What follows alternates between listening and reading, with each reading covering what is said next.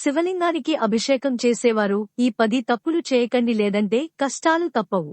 కోరిన కోర్కెలు తీర్చే పరమ దయామయుడు ఆ పరమేశ్వరుడు శివలింగంపై చెంబు నీళ్లు పోసినా సరే ఆ శివయ్య వెంటనే కరుణించి కోరిన వరాలను ప్రసాదిస్తాడు.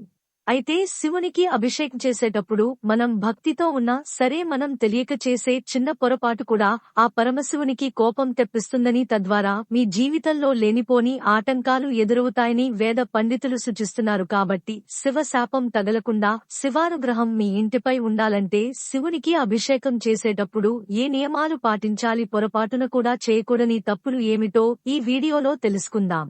ముందుగా ఈ వీడియోకి ఒక లైక్ కొట్టి ఓం నమఃశివాయ అని కామెంట్ చేయండి. శివుడు అభిషేక ప్రియుడు. ఎవరైతే శివలింగానికి అభిషేకం చేస్తారో అలాంటి వారికి కోరిన కోర్కెలన్నీ వెంటనే నెరవేరుతాయట. కాబట్టి ప్రతి సోమవారం నాడు శివునికి అభిషేకం చేస్తే ఎంతటి కష్టమైనా వెంటనే తొలగిపోతుంది.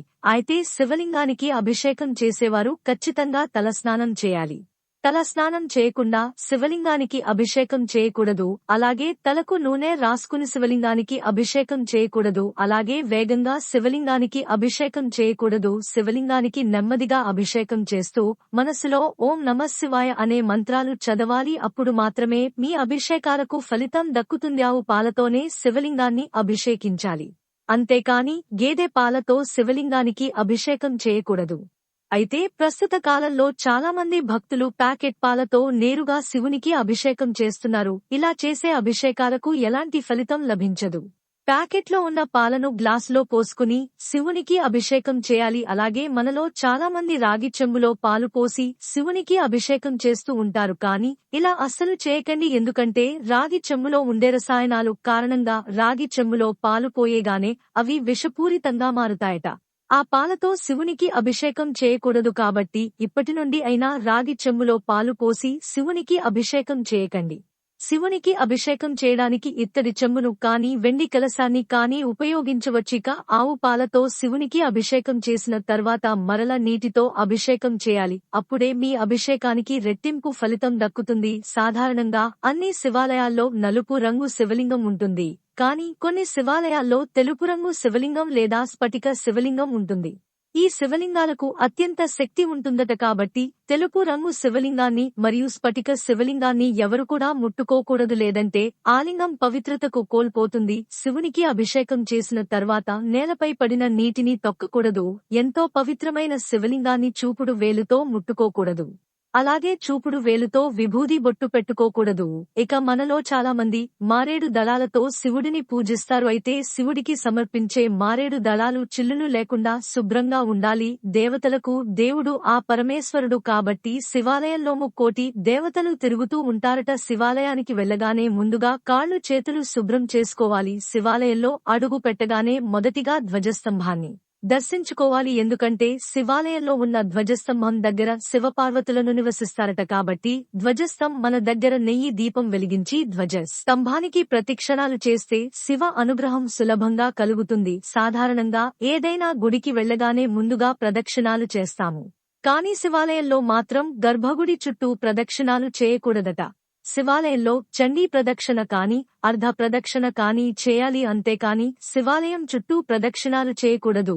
ఇక ఏ దేవాలయానికి వెళ్లనా ముందుగా మనం కొబ్బరికాయను కొడతాము. అయితే శివపురాణం ప్రకారం శివాలయంలో కొబ్బరికాయలు కొట్టకూడదని కొంతమంది అంటూ ఉంటారు. ఒకవేళ శివాలయంలో కొబ్బరికాయ కొట్టినా ఆ కొబ్బరి చిప్పను ఇంటికి తెచ్చుకోకూడదట. శివాలయంలో కొట్టిన కొబ్బరి చిప్పను మన ఇంటికి తెచ్చుకోవాలంటే శివాలయంలో ఉన్న చండీశ్వరునికి కొబ్బరి చిప్పను చూపించి చండీశ్వరుని చెవిలో చిటికెలు వేసి నమస్కారం చేసుకుని ఆ తర్వాత కొబ్బరి చిప్పను ఇంటికి తెచ్చుకోవచ్చుట. శివాలయంలో ఉన్న శివునికి ఎదురుగా నందీశ్వరుడు ఉంటాడు. కైలాసంలో ఉన్న పరమేశ్వరుడు ఎల్లప్పుడూ తపస్సులోనే ఉంటాడు.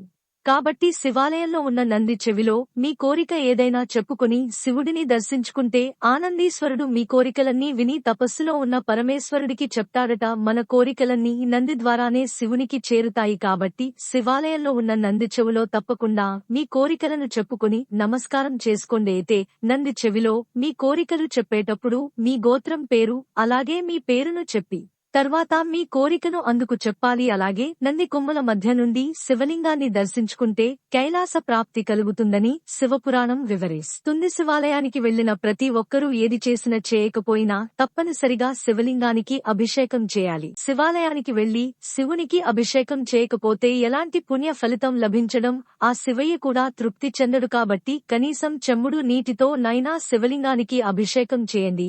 ఆ శివయ్య ఎంతో మురిసిపోతాడు.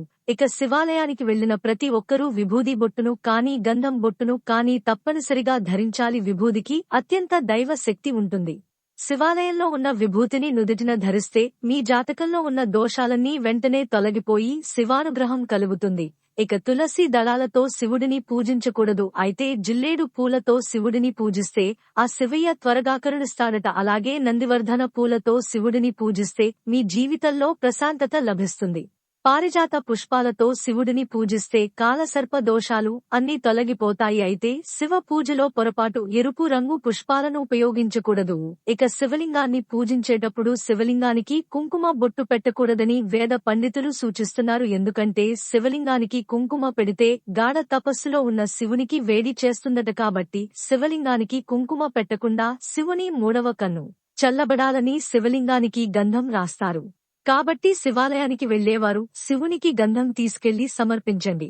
ఇక మనలో చాలా మంది శివాలయంలో కొబ్బరికాయ కొట్టి ఆ కొబ్బరి నీటితో శివలింగంపై అభిషేకం చేస్తూ ఉంటారు. కానీ ఇలా అసలు చేయకూడదు. ఎందుకంటే ఒక్కోసారి కొబ్బరికాయ కుళ్లిపోయే అవకాశం ఉంటుంది.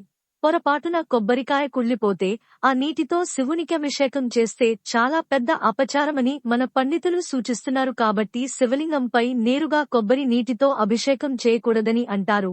ఇక మనలో చాలా మంది శివాలయంలో దీపాలు వెలిగిస్తూ ఉంటారు. శివాలయంలో ఆవు దీపాలు మాత్రమే వెలిగించాలి. శివలింగానికి ఎదురుగా 2 నెయ్యి దీపాలు వెలిగించి మీ మనసులో ఏది కోరుకున్నా సరే ఆ కోరిక వెంటనే నెరవేరుతుందట. శివాలయం నుండి బయటకు వచ్చాక నేరుగా మీ ఇంటికి వెళ్లాలి. ఎవరి ఇంటికి వెళ్లకూడదు.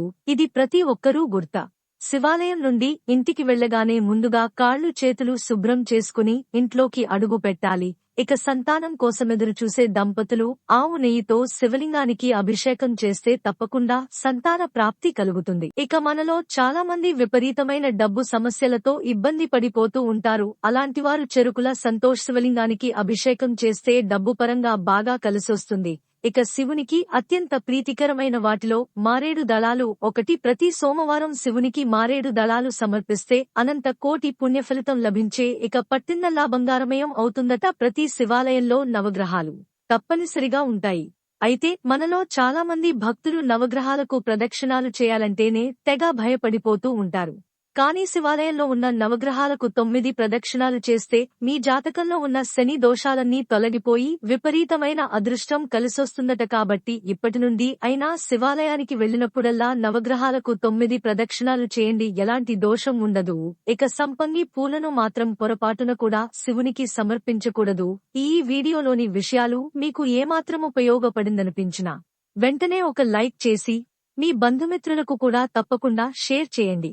అలాగే ఇలాంటి మరెన్నో అద్భుతమైన జీవిత సత్యాలు మరియు పౌరాణిక రహస్యాల కోసం మన ది తులసి రాజీ ఛానల్ ని ఇప్పుడే సబ్స్క్రైబ్ చేసుకోండి.